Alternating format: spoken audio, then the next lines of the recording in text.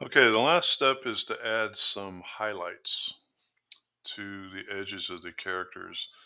And the reason why you're doing that is to add a little bit more depth, a little bit more interest to the character, and maybe give the appearance that the light is shining off. Because at this point, your character almost looks 3D.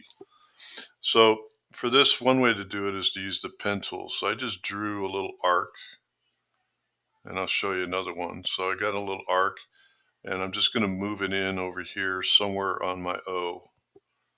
And maybe move it down a little bit, maybe turn it a little bit, kind of make it fit so it looks like it belongs there, and something like that. That's not the best example, but I don't want to bore you with my bad drawing. So here's another one. So here on the corners of these characters, like the U or the H, a simple way to do that is just to use the pen tool. Don't try and draw it on the letter, draw it off the letter.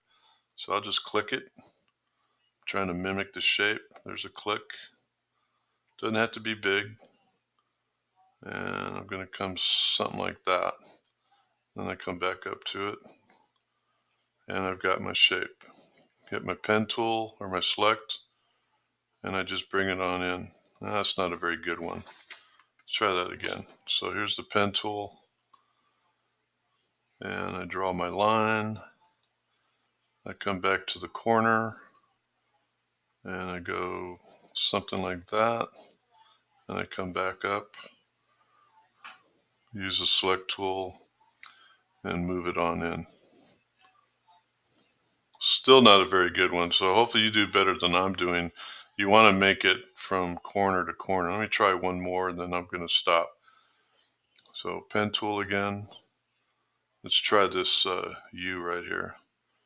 So click, click, something like that, something like that.